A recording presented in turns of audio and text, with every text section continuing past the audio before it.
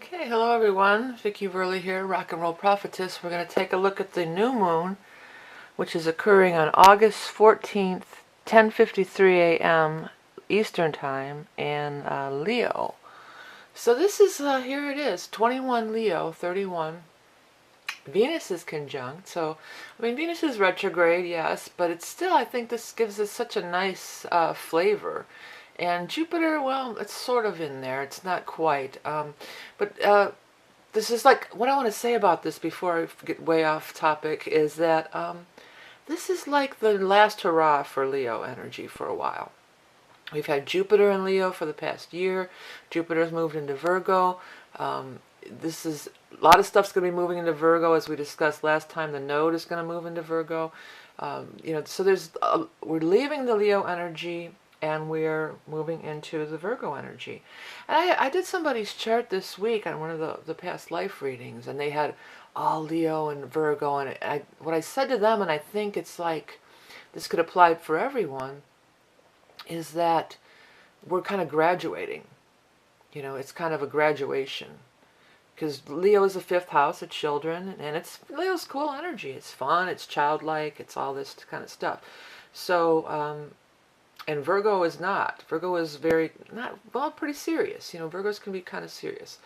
And so it's like, let's get down to business, will be the energy. But we still have this last little burst here of this Leo energy. So, take advantage of it. Have some fun. And with Venus there, totally would be a fun time. What else is it hitting here?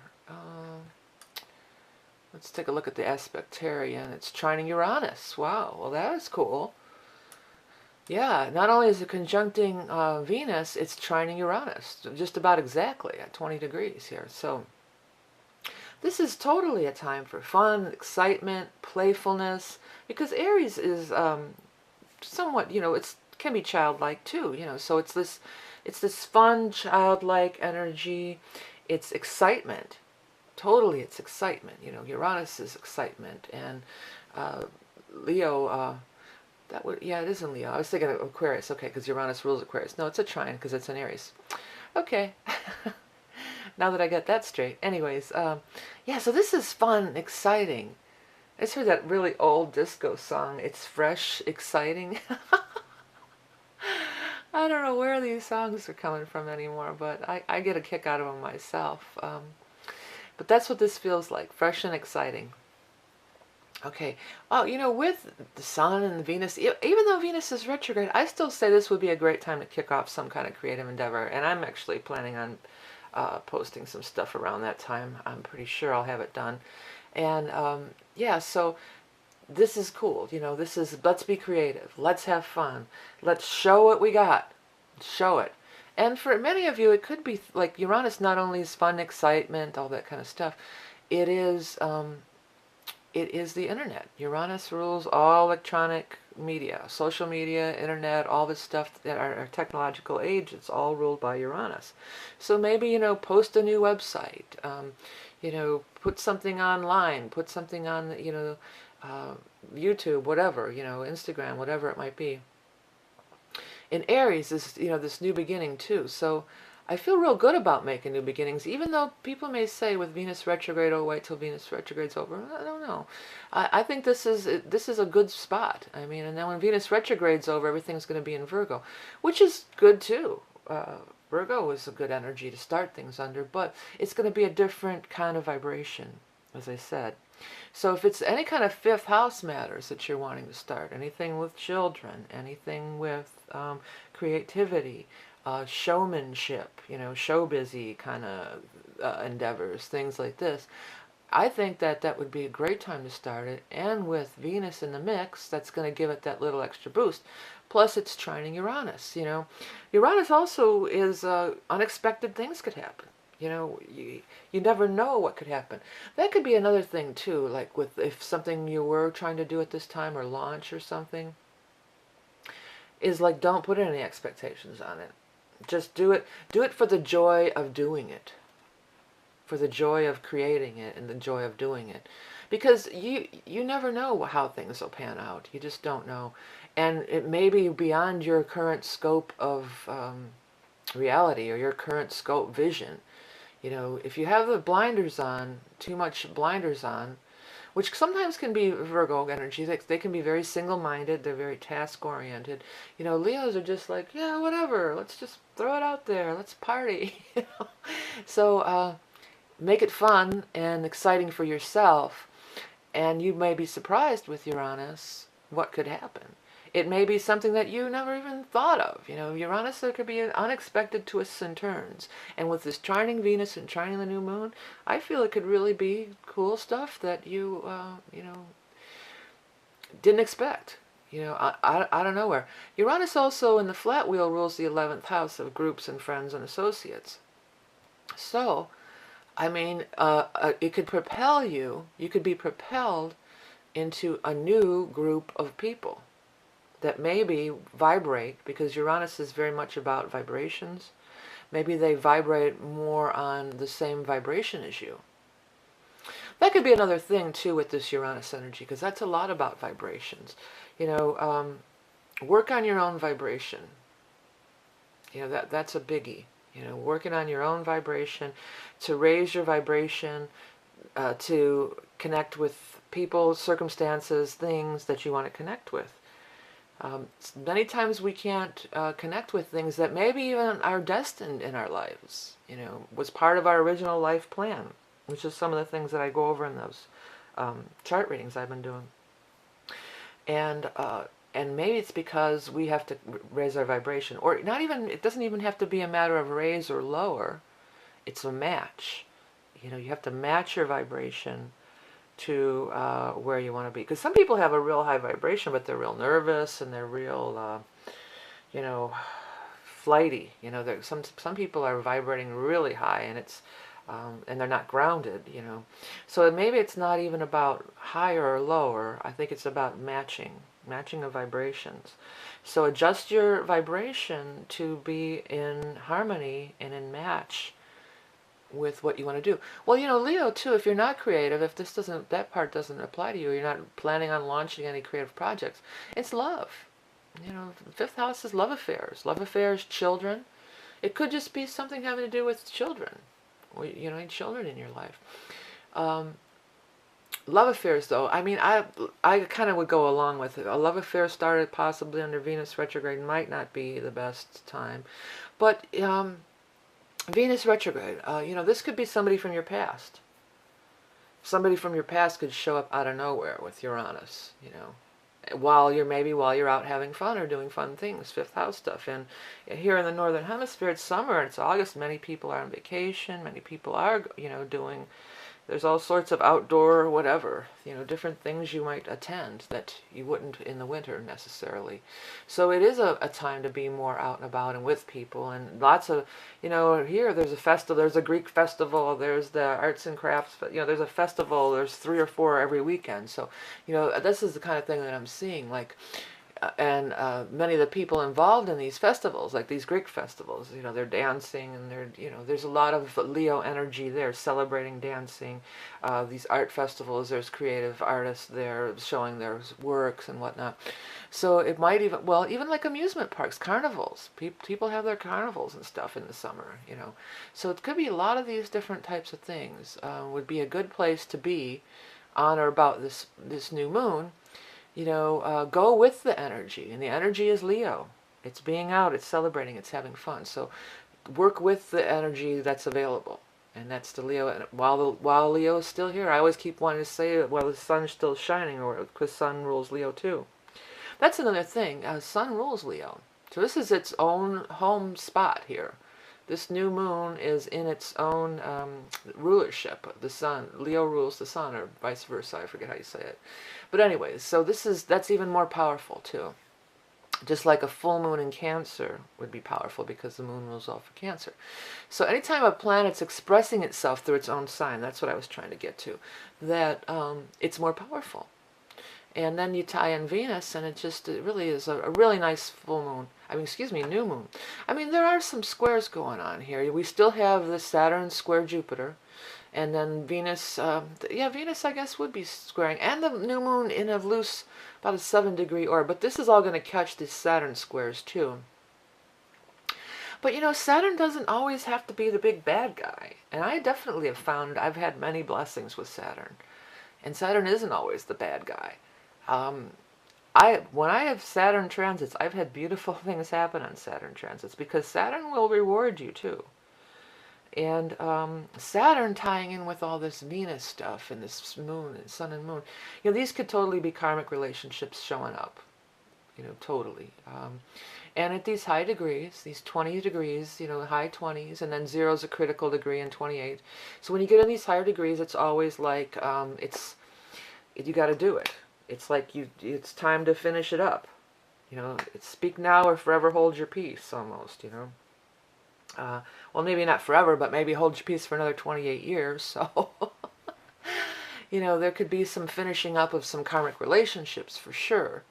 But I feel like more, you know, it's again, Saturn will put you back on your path, knock you back on your road if you're kind of off the path of whatever you're creating. Everybody's creating something. I think that could be key too. With Saturn, what are you creating in your life, right? Because Saturn, you know, could be a case of be careful what you ask for. So be aware of what you're creating in your life on all levels, not just in a creative artist perspective, but what are you manifesting? What are you creating? You know, and this is a powerful new moon for manifesting what you want to do with yourself.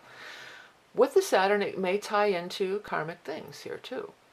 You know, there could be karmic things that come up that sometimes jolt you or knock you back on, you know, knock you back to where you're meant to be with Saturn, with what you came here to do, you know. We get caught up in things in these incarnations. We get caught up in all sorts of things that go on, and Leo-ish things too. You know, like everybody wants to be a celebrity, it seems like. You know, some of these young kids, you say, well, what do you want to do with your life? I want to be famous. I want to be a celebrity. Well, for what? Or, you know, I don't know. I'm not judging that. Good for you if that's what you want to do. But maybe with Saturn, maybe there's a deeper thing that you came here to do. You know, and maybe being famous is part of that deeper thing. You know, who knows? Maybe you're whatever. You know, you're going to play it out in the public spotlight. I don't know. But the thing is, it's just like things that are started now could have some deep implications, and Saturn long-lasting implications. And if it's not the right thing, Saturn won't, you know, Saturn could squash it. Saturn could crush dreams. Sometimes Saturn does crush dreams. But that is not a punishment. It's only to get you right on the right way here. It's only because maybe you've gone off the path. Things started, though, with a good Saturn aspect. I mean, it's a square, it's a hard aspect, but, you know, it could be very long-lasting. It could be a good foundation. It could last 28 years or more, or at least 7, 8 years, like I always say. So it's not all bad. This Pluto just caught my eye. What's going on here? Pluto is squaring up with Vesta in Aries. Exact. Well, Vesta's that home and hearth thing again, and the Vestal Virgins. Oh, I just got making sure you have pure intent. Being of pure intent. So maybe these things that you're wanting, these Leo, sometimes maybe superficial things that you want in life. But everybody, you know, it's not like you have to be a monk and hide away and never have a nice car or a nice house. I mean, it's okay to have nice things and want good things in your life, you know, but I just got that it should be of pure intent. In order to stay on path with these things that you're wanting, then it makes sure that you're of pure intent. This is exactly square, 1323, exact. It's exactly square. And note that they're both retrograde too. There's quite a bit of retrograde. All these asteroids are retrograde. Look here, Ceres is retrograde. Well, as we know, Neptune's retrograde, Chiron's retrograde. Well, the nodes are always retrograde. Vesta's retrograde, Uranus is retrograde, that's a node again, Venus is retrograde. So a lot of retrograde planets right now, but none of the inner ones other than Venus, you know. So these bigger ones, you know, it's not as impactful when they turn retrograde as the personal planets. But make sure you have pure intent.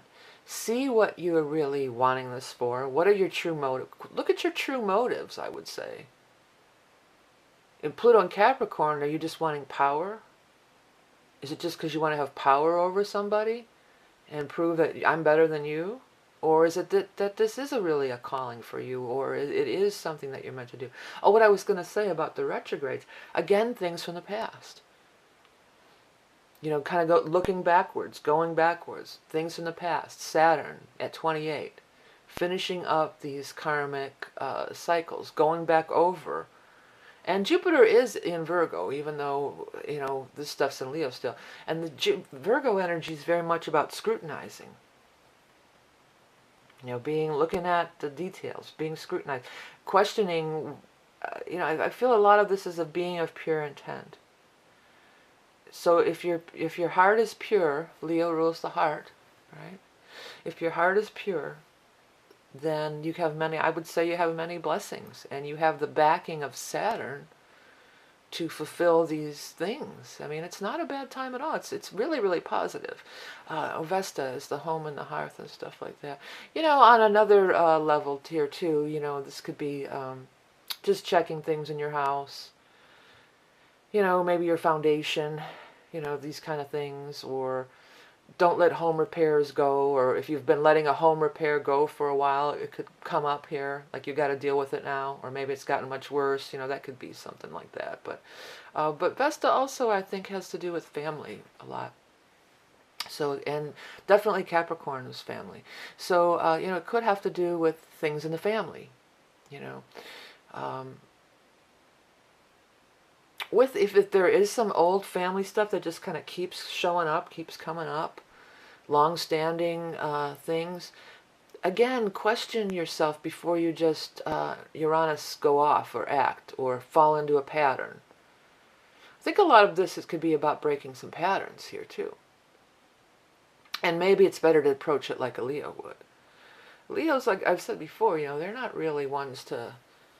I mean, they have their moments, but most of the time they'll just try to get you to laugh it off. They'll just try to,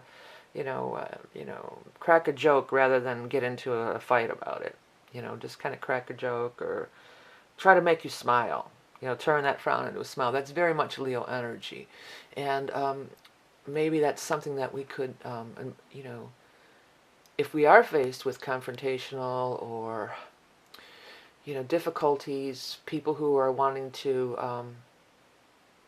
I think more family-oriented, but it could be anything. Maybe just try to make them laugh. Don't let it roll off your back. That's the thing. Leos will let it roll off their back, to a point. I mean, they just demand respect and everything. There's a line you can cross, but for the most part, they're just like, hey, come on, let's just forget about it. Let's have some fun. And Mars is in Leo too. Well, again, even if you're not going to debut something out of your creation, and your creation could be a new business that has nothing to do with the arts. It could be anything. Even if you're not ready to really debut it and put it out there, although I think with Uranus it would be a good time to. But Mars, you'll be motivated to work on it.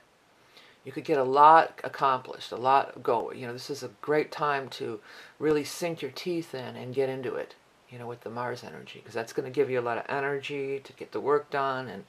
And with Mars in Leo, it's much more harmonious than when that Mars was in Cancer. That was not a great vibe at all.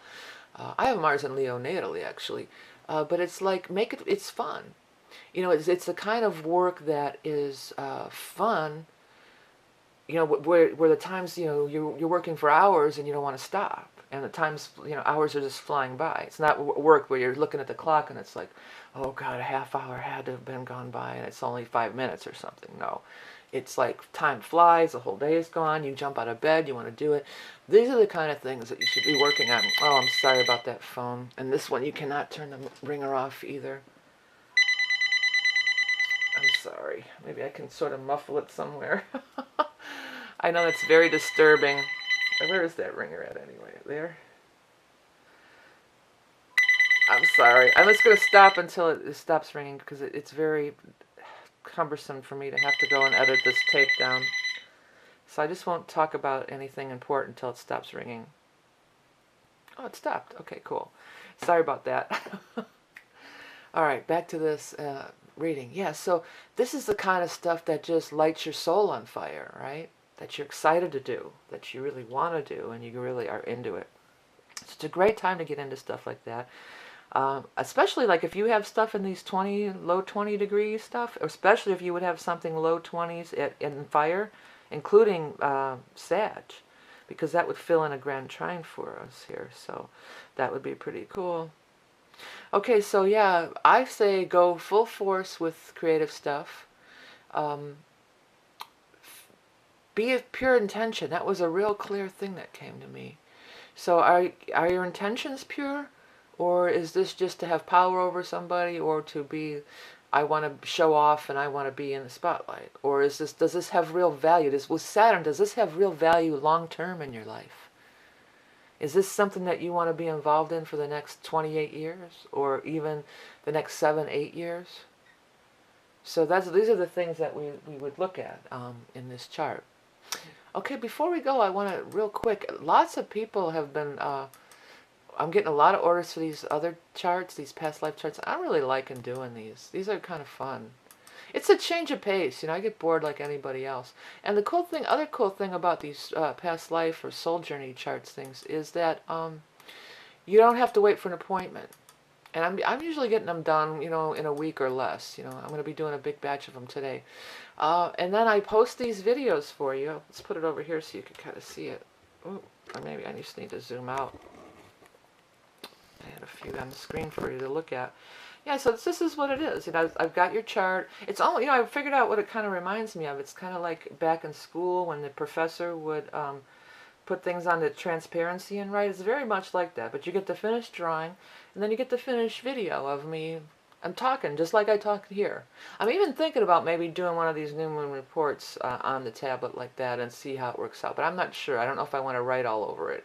But I write all over it, and I draw pictures, and I describe to help describe what I'm talking about and everything. And everybody's loving them. I mean, I'm getting so many big feedbacks about it. So if you're interested in that, it looks, mainly it's not predictive, okay? It's your past lives. And I go into your past lives, and I go into your soul's journey while you're here. It's karmic. It's esoteric karmic astrology of your natal chart. Okay? And don't forget, if you want to go on my main page, you can find out everything, including my other videos and my new Creative Spirit series. I've got a bunch of these lined up, but there's just been scheduling problems and audio problems. But there's many more to come. I've got like 4 or 5 coming up very soon here. So I'll be posting lots more of those. And if you're a creative person and feel like you might want to be involved in that, then definitely email me and get a hold of me. You can find everything here on my back of my mandalas page to order anything. Your personalized astrology mandalas, the universal mandalas, my tarot cards. This is where you go to order the readings. Here's the soul journey reading. Here's the half-hour live session reading. Also, you can donate here. There's other reports you can order. I mean, I'm on Patreon, and Patreon is a cool thing, but you know, I just got the thing, and they take like 10% out. So they take 10%, and then PayPal takes another bite out of it. So, I mean, if you want to donate, you can do Patreon, but, I mean, you could just donate through PayPal, and you could even do a regular monthly donation. I do have people who do that, you know, even a couple, $5 a month or something. It all adds up, and it's all appreciated. So you can donate through PayPal or Patreon if you want, but PayPal can set up monthly payments just as easily as Patreon, and they don't, I mean, they're going to take their cut no matter what, but, you know, whatever. I'm happy to have any of it. I'm happy to have it all, and I'm very grateful. So thank you, everybody, for donating and watching and liking and commenting and sharing and Google Plusing and everything you do to help promote my channel and the work that I'm doing. It's so appreciated. And remember, you are love and beauty incarnate, and I'll speak to you soon.